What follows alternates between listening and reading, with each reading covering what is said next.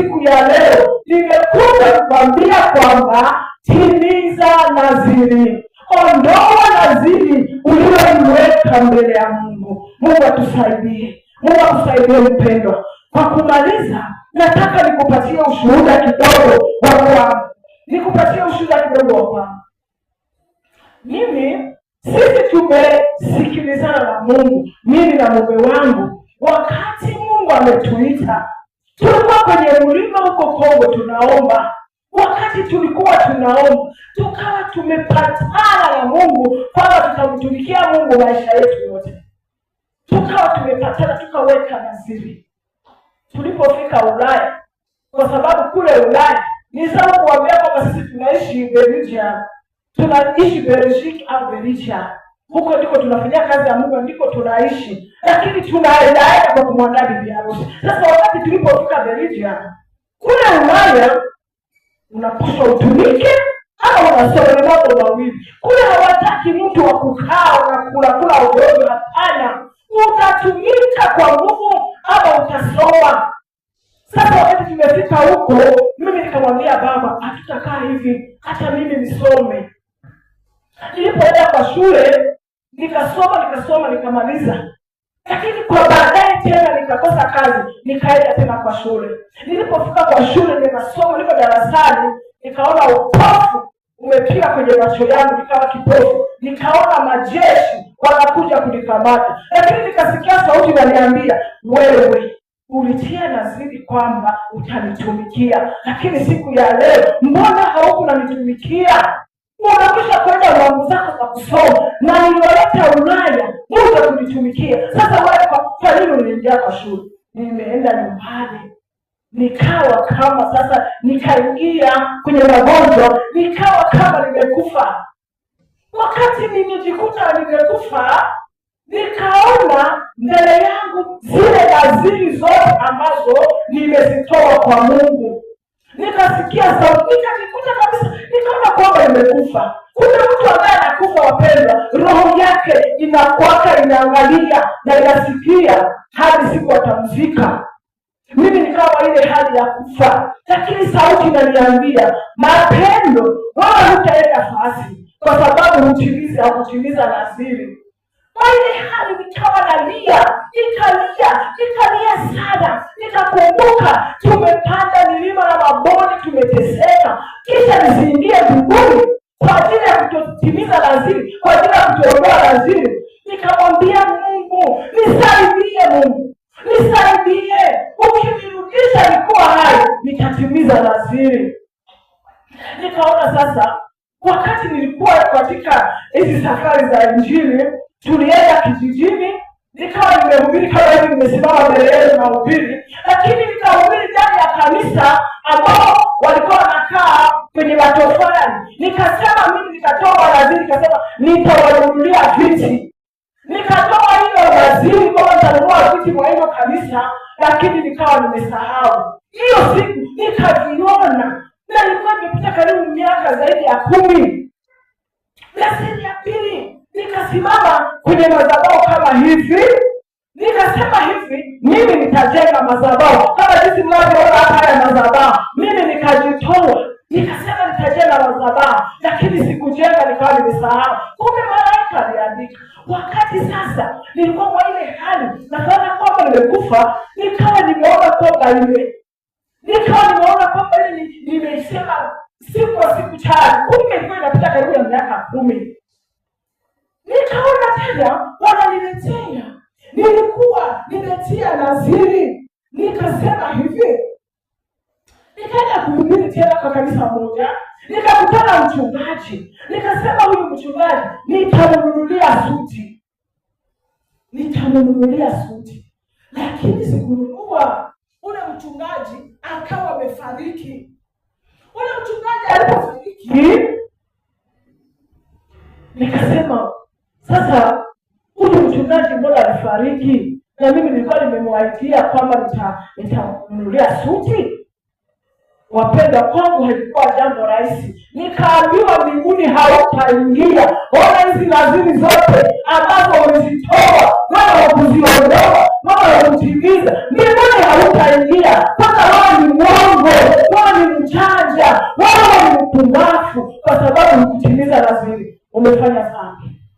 Wapendwa, nililia sana, Mungu akanisikilia huruma, lakini sauti kaniambia dawa ya nadhiri sio kutubu, dawa ya nadhiri kuiondoa.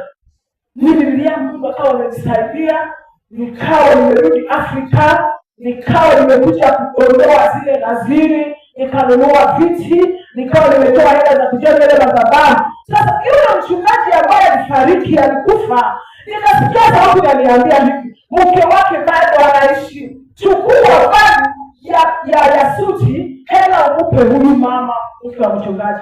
Nikawa nimefanya hivyo, nikawa nimeomba msamaha, nikasamehewa. Nikawa nimeambiwa hivi, watu wengi, nenda makanisani, nenda kwa bibi harusi, waambie waondoe nadhiri. Kuna watu wengi sana ambao wanatembea na manadhiri, wengine wameandikisha majina yao ndani ya madaftari ya kanisani. Mimi mniandike, nitajitoa hiki, mimi mniandike, nitanunua hiki, mimi mniandike. Yaani madaftari yamejaa majina.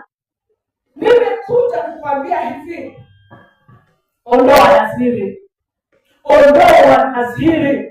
Hii ni ushuhuda wangu mimi mwenyewe, nimejionea. Niliweka nadhiri, lakini nikawa nimeambiwa mbinguni siuingie.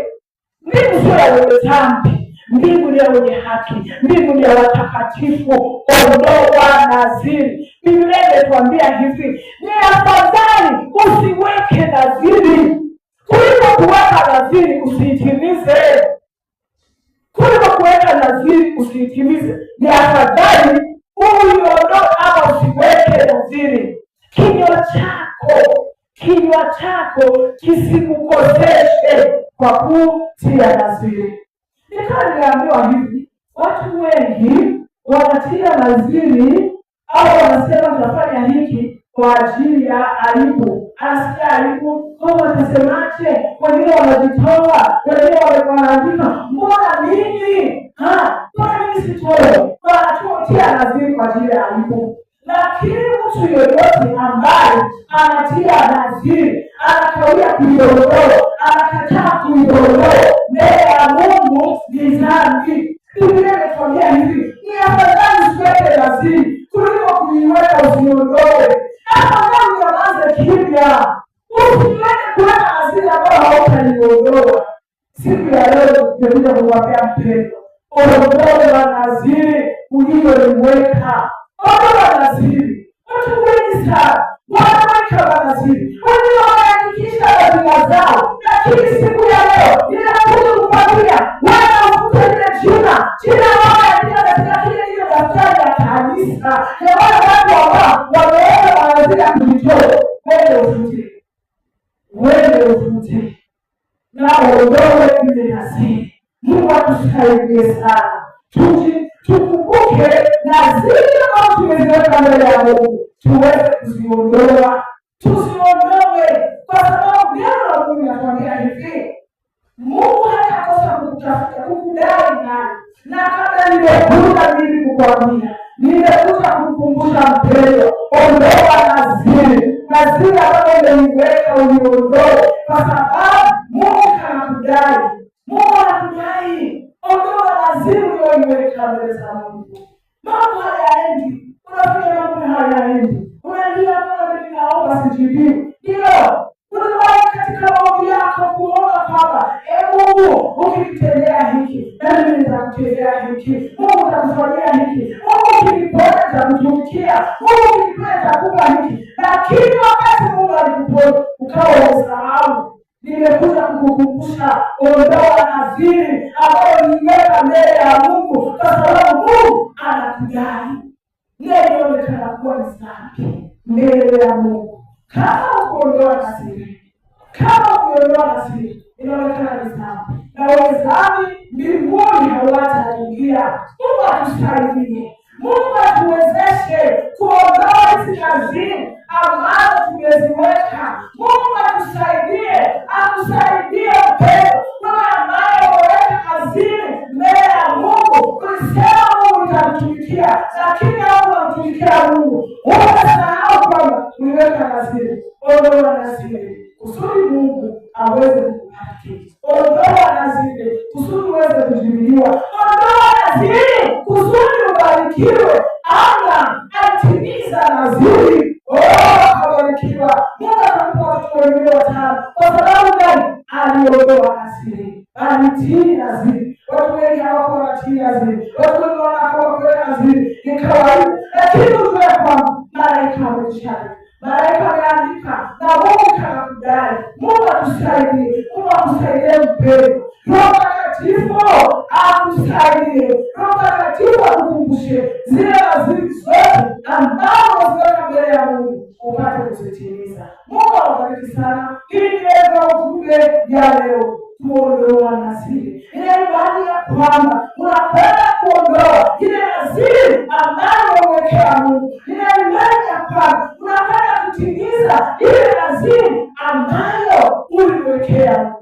Mungu akusaidie sana. Mungu akusaidie ili uweze kuondoa naziri uliyoiweka mbele ya Mungu. Ufute na kusudi malaika aweze kufuta mahali ambapo waliandika.